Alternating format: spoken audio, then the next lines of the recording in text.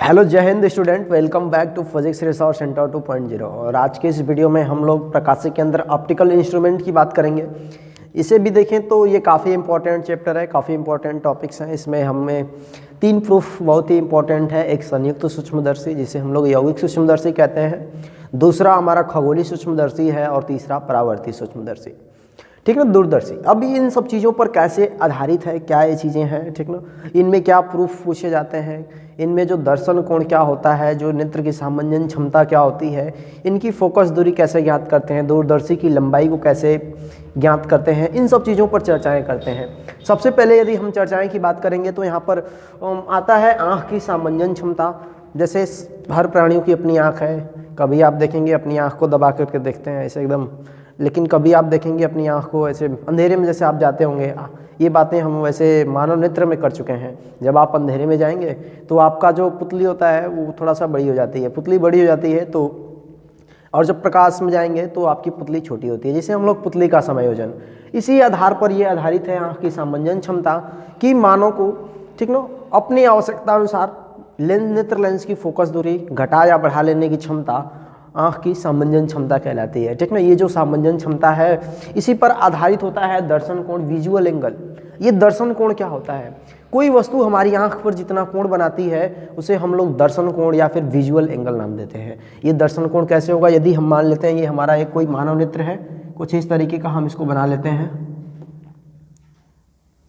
ये हमारा मानव नेत्र है और ये इसमें इसका लेंस है, ठीक ना। अब ये इसका लेंस है। अब यहाँ पर इसको हम कोई मुख्य क्षेत्र मान कल्पना कर लेते हैं और यहाँ पर एक हम कोई दूर वस्तु रखे हैं, और दूर वस्तु रखे हैं तो इसका हमारे नेत्र लेंस पर जो कोण बनता है, ठीक ना, इस कोण को हम लोग दर्शन कोण कहते हैं। ये भी हम कह सकते हैं सिंपल भाषा में, कोई वस्तु हमारे नेत्र पर जितना कोण बनाती है उसे हम लोग क्या कहते हैं? दर्शन कोण कहते हैं। अब इसे हम लोग अल्फा से दिखा देते हैं। अब हम कुछ बात ये करें तो जो दूर स्थित वस्तु होती है, जो वस्तु दूर होती है उसका दर्शन कोण छोटा होता है, और जो वस्तु नज़दीक होती है उसका दर्शन कोण बड़ा होता है। मान यही वस्तु ये दूर है, अब इसको हम नज़दीक रख देते हैं, यहाँ पर सेम लंबाई की है, अगर यहाँ पर हम रख देते हैं तो अब इसका जो ये दर्शन कोण हो जाता है ये क्या हो जाता है? बढ़ जाता है, जिसे हम लोग बीटा भी मान सकते हैं, ठीक ना। तो ये आपका क्या हो जाता है? दर्शन कोण, ठीक ना। तो आपको दर्शन कोण समझ में आ गया होगा। अब हम लोग नेक्स्ट समझते हैं दर्शन कोण के बाद क्या चीज़ है, ठीक ना। इसके बाद आता है आवर्धन क्षमता, ठीक ना। क्या आती है? आवर्धन क्षमता। आवर्धन क्षमता क्या होती है? बेसिकली जो आवर्धन क्षमता की यदि हम बात करेंगे उससे पहले आप लेंस देखे होंगे, वहाँ पर जो लेंस लगा होता है, इसमें एक डंडे नुमा होता है, एक फ्रेम में एक गोल सा लेंस लगा होता है, जिसे आप लोग जूम करने के लिए देखते हैं। मतलब कोई वर्ड होता है उसे आप लोग ऐसे करके देखते हैं। अब वहाँ पर देखते हैं तो वहाँ पर क्या होता है कि पहले जो अक्षर छोटे छोटे लिखे होते थे, मान लीजिए यहाँ पर मैं कुछ ऐसे लिख देता हूँ, चलिए चैनल लिख देते हैं फिजिक्स रिसर्च सेंटर, ऐसे कुछ लिखा है, ठीक ना, फिजिक्स रिसर्च सेंटर 2.0। अब ये हमें पढ़ा नहीं जा रहा है कि मैं क्या लिखा हूँ। अब इसे मान के लिए अभी तो पढ़ रहे हैं, लेकिन मान के चलिए हम लोग नहीं पढ़ रहे हैं, तो अब इस शब्द का, जो वर्ड का जो दर्शन कोण है, जो विजुअल एंगल है, हमारी आंखों पर बहुत छोटा सा बनता है, और जब बहुत छोटा सा बनता है तो छोटी छोटी दिखाई देता है, जिसे हम लोग स्पष्ट नहीं पढ़ पाते हैं। लेकिन जब इसे हम एक मैग्नीफायर या फिर जो उससे देखते हैं, अगर उसको यहाँ पर लगाते हैं तो उसका काम क्या होता है कि वो दर्शन कोण को बढ़ा देता है। अब वो जब दर्शन कोण को बढ़ा देता है तब उसका दर्शन कोण जब बड़ा दिखने लगता है तो वस्तु भी हमें क्या दिखाई देने लगती है? बड़ी दिखाई देने लगती है। अब इसी बेस पर होता है आवर्धन क्षमता की आवर्धन क्षमता क्या होती है, ठीक ना। तो किसी भी फिनोमिना में, ठीक ना, किसी फिनोमिना में जो दर्शन कोण बढ़ाना किसी भी सूक्ष्मदर्शी में हो या फिर कोई ऐसे पोजीशन में हो, यदि हम उसके दर्शन कोण को बढ़ाते हैं तो वही दर्शन कोण बढ़ाने की जो प्रक्रिया होती है वही आवर्धन क्षमता कहलाती है। अर्थात हम उसको कितना बड़ा देख सकते हैं, कितना स्पष्ट देख सकते हैं, ठीक ना। तो ये सब चीज़ें हैं इसमें। चलिए अब यहाँ पर जो आपको 3 इम्पॉर्टेंट सूक्ष्मदर्शी के बारे, 3 इम्पॉर्टेंट जो आप प्रकाशिक यंत्रों के बारे में पढ़ना है उन्हें, जैसे आप एक पहला है कंपाउंड माइक्रोस्कोप, संयुक्त सूक्ष्मदर्शी, या फिर उसी को हम लोग यौगिक सूक्ष्मदर्शी भी कहते हैं। दूसरा आपकी खगोलीय दूरदर्शी है, और एक लास्ट है आपका परावर्ती दूरदर्शी, ठीक ना, और उसे हम लोग पढ़ना है। चलिए उस चीज़ को समझते हैं। चलिए हम लोग समझते हैं यौगिक सूक्ष्मदर्शी कंपाउंड माइक्रोस्कोप। कंपाउंड माइक्रोस्कोप ये इसके फॉर्मेशन का कुछ ऐसा चित्र होगा, ठीक ना। सबसे पहले यदि हम बात करें तो इसको किया कैसे जाता है, तो एक लंबे बेलनाकार पाइप में, ठीक ना, एक लंबे बेलनाकार पाइप में उसके एक सिरे पर एक अभिदृश्यक लेंस लगाते हैं। ये कम छोटी फोकस दूरी वाला होता है और छोटे द्वारक का होता है, ठीक ना। छोटे फोकस दूरी और छोटे द्वारक का अभिदृश्यक लेंस होता है, ठीक ना। एक सिरे पर लगाते हैं और इसके दूसरे सिरे पर हम लोग नेत्रिका लेंस आई पीस हम लोग रखते हैं, ठीक ना। ये जो आई लेंस ये जो है नेत्रिका लेंस को रखते हैं, ठीक है, दूसरे सिरे पर। अब यहाँ पर होता क्या चीज़ है कि इसको इस हिसाब से सेट किया जाता है, ठीक ना। इस हिसाब से सेट किया जाता है, उसमें दिया रहता है सिस्टम दिया रहता है और उसको इस हिसाब से सेट किया जाता है कि उसमें लंबन न रहे, प्रतिबिंब में लंबन और गोलीय विपथन और वर्ण विपथन ये तीनों दोष नहीं रहे, ठीक ना। अब लंबन मतलब जो प्रतिबिंब और वस्तु की जो लंबाई है उनमें कोई अंतर नहीं रहे, ठीक ना। एक अस्पष्ट बने, ठीक ना। तो जब वो अस्पष्ट बनेगा तब यहाँ पर जो ये अभिदृश्यक लेंस और नेत्रिका लेंस है, पहले अभिदृश्यक लेंस के सामने कोई एक वस्तु रखे हैं, इससे अपवर्तित होकर इसका जो प्रतिबिंब बनता है ए डैश बी डैश बनता है।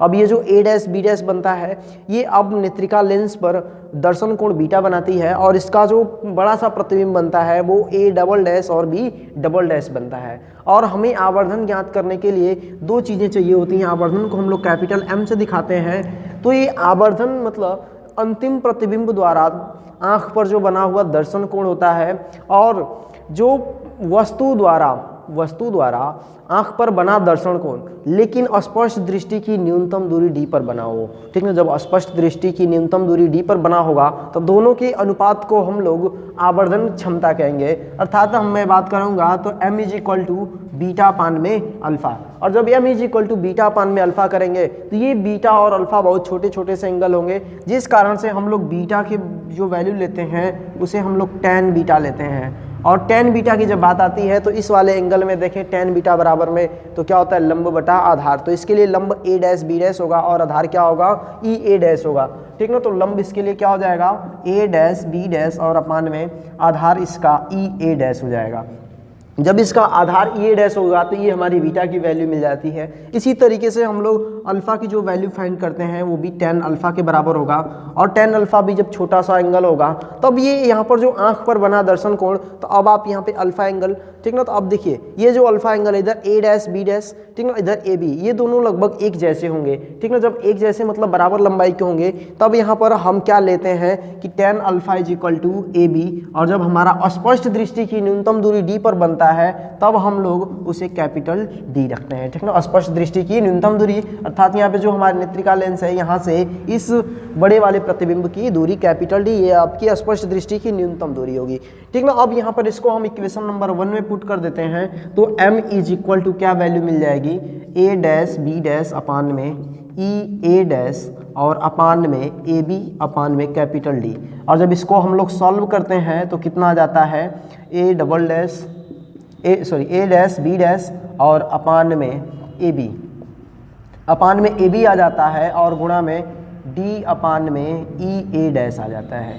क्या आ जाता है ई ए डैश, और यहाँ पर हम जब वैल्यू को रख देते हैं, ठीक ना, तब वो हमारा आवर्धन क्षमता का सूत्र मिल जाता है, ठीक ना। जब आवर्धन क्षमता का सूत्र मिल जाता है तब देखिए ए डैश बी डैश, यहाँ पर जो ए डैश बी डैश इसकी प्रतिबिंब की दूरी है तो इसकी जो दूरी है वो क्या है VO है, और यह इस अभिदृश्यक लेंस के दाहिनी तरफ है। और जब दाहिनी तरफ है तो इसको हम लोग किस में रखेंगे प्लस वैल्यू रखेंगे तो कितना हो जाएगा प्लस में V0 हो जाएगा, प्लस में क्या होगा V0 होगा अपान में। अब जो AB की डिस्टेंस है इस अभिदृश्यक लेंस से ये UO है, और ये नेत्र जो अभिदृश्यक लेंस से बाईं तरफ है और बाईं तरफ है तो माइनस में रखेंगे बाएं, तो कितना हो जाएगा माइनस में U0 हो जाएगा। इधर D और अपान में ई ए डैश की वैल्यू कितनी है ई ए डैश की, इसके लिए वस्तु की दूरी है और इस लेंस की किधर है बाईं तरफ है तो इसे हम लोग माइनस में रखेंगे तो कितना हो जाएगा माइनस में UE हो जाएगा। और यहाँ पर आप दूसरा चीज़ ये आपको जो स्पष्ट दृष्टि की न्यूनतम दूरी कैपिटल D है, इसे ये भी लेंस के किधर है बाईं तरफ है तो हम लोग भी इसे किस में रखेंगे माइनस में रखेंगे। तो फाइनल जो हमारा फार्मूला निकल कर आता है कैपिटल M = माइनस में V0 अपान में यू जीरो बनता है और इधर कितना माइनस से माइनस कट हो जाएगा तो कितना हो जाएगा डी अपान में यू ई। ये आपका फार्मूला हो जाता है और इसे हम लोग समीकरण नंबर 1 कंसीडर कर लेते हैं। जब हम लोग इसको समीकरण नंबर 1 कंसीडर कर लेते हैं तब ये चीज़ आपका इतने के बराबर आती है। अब यहाँ पर दो चीज़ें आती हैं, दो स्थितियाँ बनती हैं कि जो आपका प्रतिबिंब हो वो स्पष्ट दृष्टि की न्यूनतम दूरी डी पर बनता हो, ठीक है। जब वो स्पष्ट दृष्टि की न्यूनतम दूरी डी पर बनता हो और जो दूसरी कंडीशन आती हो कि जो प्रतिबिंब होता हो, प्रतिबिंब वस्तु का वो अनंत पर बनता हो। और जब प्रतिबिंब अनंत पर बनेगा तो ये किरणें जाकर एक दूसरे को कहीं अनंत पर काटेंगी, अर्थात ये इन किरणों को जब हमने पीछे मिलाया है तो इस बिंदु पर काटती हैं, लेकिन जब वो अनंत पर होगा तो ये किरणें एक दूसरे को काटेंगे नहीं बल्कि समांतर निकल जाएंगे, ठीक ना। तो उस कंडीशन को हम लोग लगाते हैं, ठीक ना। चलिए अब स्थिति नंबर 1 की बात करेंगे, ठीक ना। चलिए अब स्थिति 1 जो होगी हमारी स्थिति 1 की जब बात करेंगे, जब प्रतिबिंब कहाँ पर बनता होगा, स्पष्ट दृष्टि की न्यूनतम दूरी डी पर बनता होगा, तब यहाँ पर जो हमारा प्रतिबिंब की दूरी होगी वो v बराबर में माइनस में डी रखेंगे। v बराबर में जो प्रतिबिंब की दूरी होगी माइनस में डी रखेंगे। जो हमारा u होगा वो किसके बराबर रखेंगे, माइनस में ue के बराबर रखेंगे। और जो f बराबर में उसको कितना रखेंगे, fe रखेंगे, जो हमारी फोकस दूरी होगी, ठीक ना। अब जब हम इन सब वैल्यू को पुट कर लेते हैं तब थोड़ा सा और भी आगे चलते हैं, और आगे चलने के लिए हम लेंस मेकर सूत्र का इस्तेमाल करते हैं कि 1 अपान में v माइनस में 1 अपान में u is equal to 1 upon में f।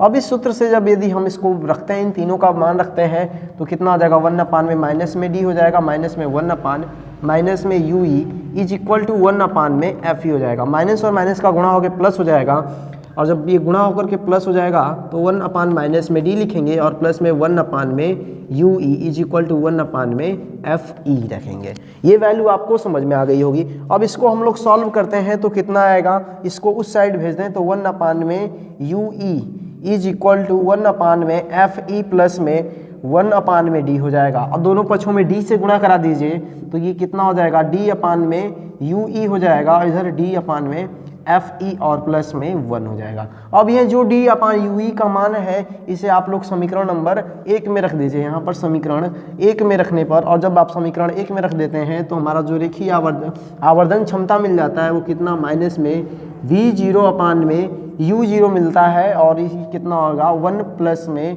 डी अपान में एफ ई हो जाएगा, 1 प्लस में डी अपान में एफ ई। तो ये आपका आवर्धन का सूत्र आ जाता है। कब के लिए सूत्र हो जाता है कि जब यह स्पष्ट दृष्टि की न्यूनतम दूरी d पर बनता हो तो v बराबर माइनस में d रखते हैं, u बराबर माइनस यू रखेंगे, f बराबर में क्या रखेंगे, f रखेंगे, और इसे लेंस मेकर फार्मूले में रख देंगे।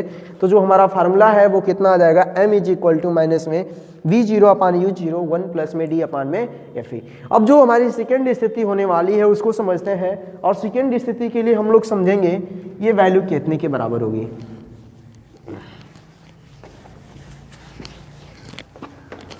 जो हमारी सेकेंड स्थिति है दूसरी कि प्रतिबिंब अनंत पर बनता हो। प्रतिबिंब कहाँ पर बनता हो, अनंत पर बनेगा। जब प्रतिबिंब अनंत पर बनेगा तो ये यू ई है, ठीक ना। ये इस यू ई का मान किसके बराबर हो जाएगा, एफ ई के बराबर हो जाएगा, ठीक ना। यू ई का मान किसके बराबर हो जाएगा, एफ ई के बराबर हो जाएगा, जिसे हम लोग समीकरण नंबर 1 में रख देंगे।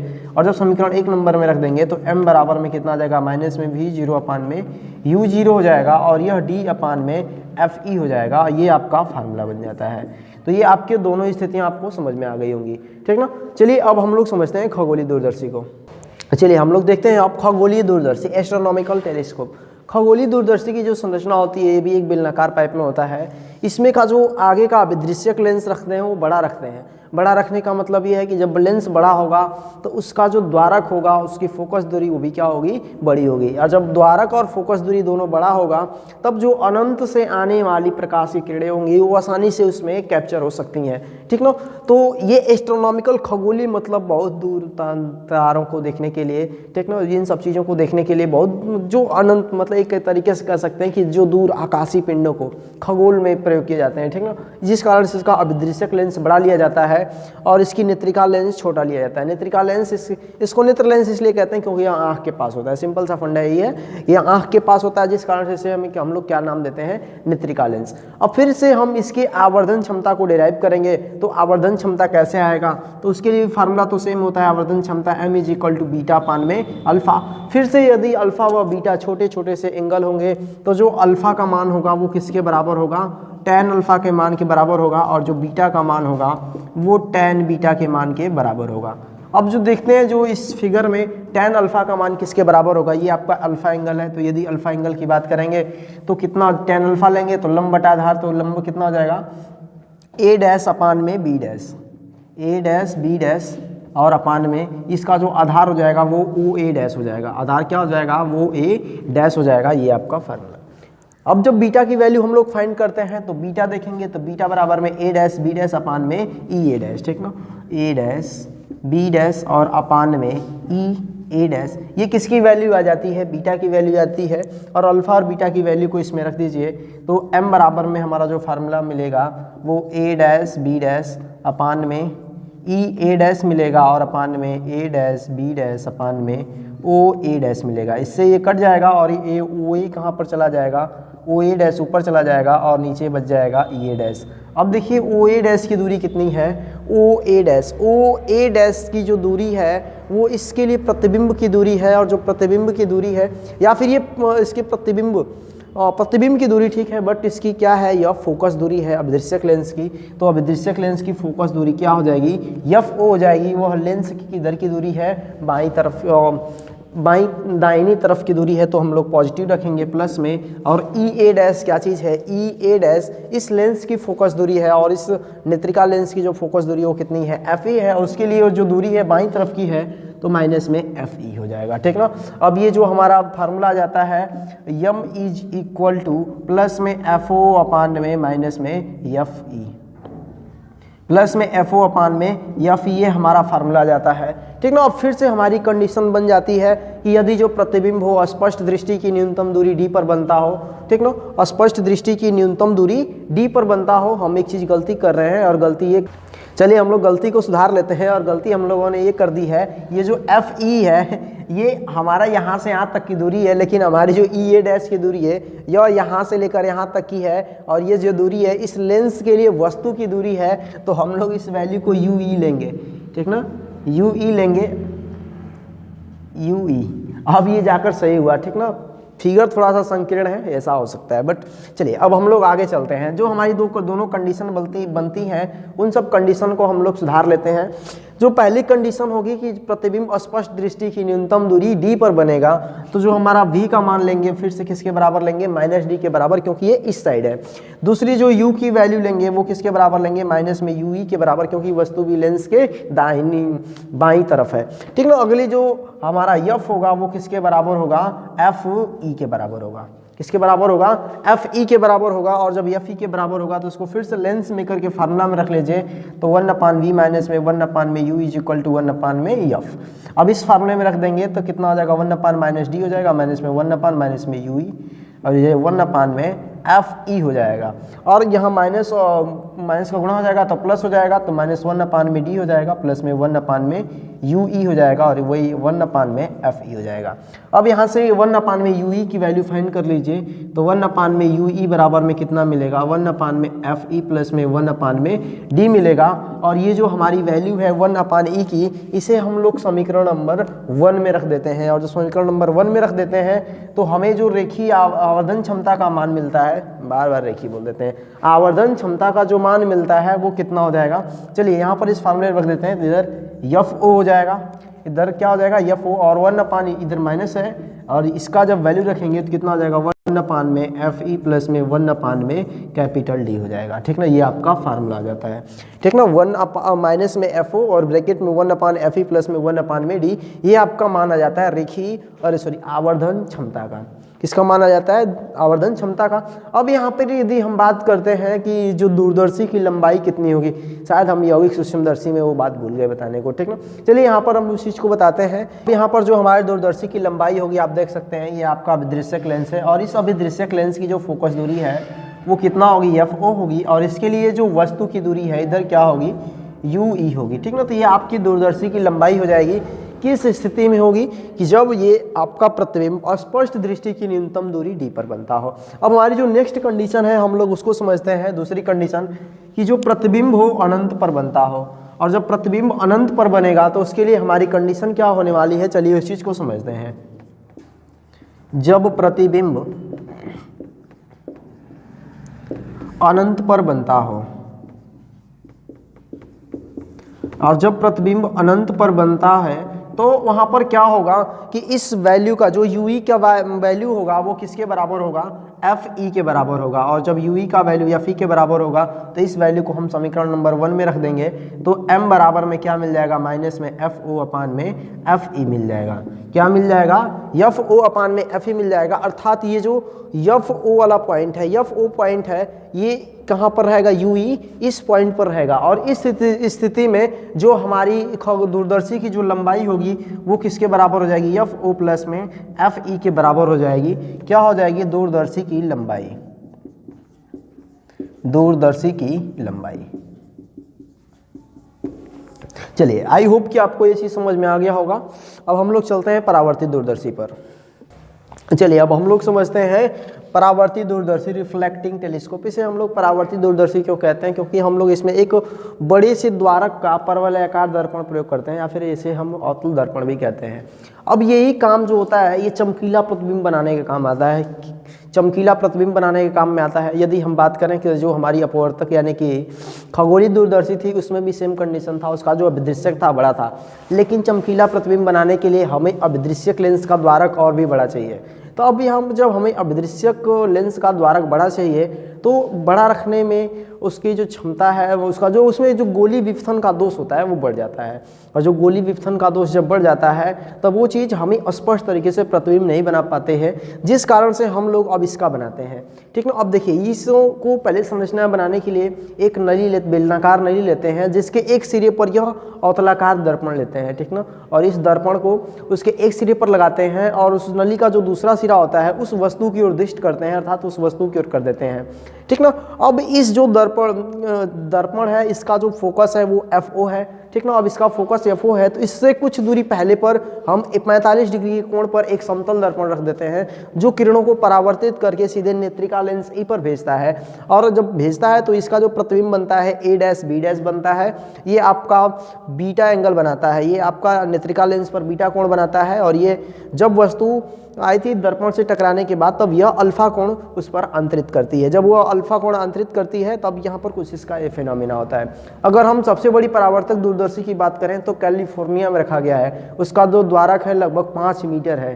ठीक ना, 200 इंच लगभग 5 मीटर है। ठीक ना, विश्व की सबसे बड़ी परावर्तक दूरदर्शी। चलिए, इसके लिए जो आवर्धन क्षमता का मान होगा वो कितना होगा, तो इसके लिए भी फार्मूला हम लोग सेम रखते हैं, m = बीटा अपान में अल्फा। m = बीटा अपान में अल्फा रखते हैं। तब हम यहाँ पर फिर से अल्फा और बीटा की वैल्यू छोटी होगी तो जो बीटा का वैल्यू होगा वो tan बीटा के बराबर होगा और अल्फा की जो वैल्यू होगी वो tan अल्फा के बराबर होगी। अब जब ये दोनों वैल्यू बराबर होगी tan बीटा की वैल्यू कितना आ जाएगी, देखिए A' B' होगा, ये आपका FE है, इस पॉइंट ये वाला आपका पॉइंट FE है। तो जो tan बीटा होगा वो कितना होगा A' B' और अपान में, ठीक ना, कितना हो जाएगा FE हो जाएगा, जो कि क्या चीज़ है माइनस में रखेंगे। ये क्या चीज़ है, नेत्रिका लेंस की फोकस दूरी है। अब इसके बाद जो अल्फा होगा उसे हम लेंगे तो अब इन किरणों को ये तो काटे दर्पण के उस साइड जाएंगे नहीं, लेकिन अगर हम उनको मिलाते हैं तो हमारा जो दर्शन कोण अल्फा बनता है उसकी वैल्यू कितना हो जाएगी A'-B' अपान में कितना हो जाएगा, और इस दर्पण की जो फोकस दूरी है वो क्या चीज़ है, FO है। दर्पण की फोकस दूरी क्या है, FO है। अब इसके यदि हम सिंबल की बात करेंगे तो इसका सिंबल कितना होगा, ठीक ना। चलिए, सिंबल कितना होगा इसका, सिंबल FO हो गया। अब यहाँ पर आप देख सकते हैं कि जो A'-B' का जो मान होगा लगभग A'-B' के मान के बराबर होगा, क्योंकि आभासी मिल रही है, ठीक है। तो A'-B' का मान A" और B" के मान के बराबर होगा। अब इन दोनों वैल्यू को हम लोग समीकरण 1 में रख दें तो m = बीटा अपान में अल्फा हो जाएगा, और ये वैल्यू रखेंगे तो कितना हो जाएगा A'-B' और अपान में माइनस में FE और पूरे के अपान में ये जब इसके बराबर है तो ए डैश बी डैश की जगह पर A double dash B double dash की जगह पर हम लोग ए डैश बी डैश रख सकते हैं और ये कितना हो जाएगा एफ ओ हो जाएगा, ठीक ना। तब यहाँ से जो हमारा यम की वैल्यू आती है ए डैश बी डैश से कट जाएगा, माइनस में एफ ओ अपान में एफ ई आती है। अब यहाँ जो एफ ओ है वो क्या चीज़ है, परवलयाकार दर्पण की फोकस दूरी है। इस दर्पण की क्या है फोकस दूरी, और एफ ई क्या चीज़ है, इस नेत्रिका लेंस की फोकस दूरी है, ठीक ना। तो ये आपकी है परावर्तक दूरदर्शी एग्जाम ऑफ व्यू से काफ़ी इंपॉर्टेंट है। आई होप कि वीडियो आप लोगों को समझ में आया होगा। मिलते हैं किसी नेक्स्ट वीडियो में। जय हिंद।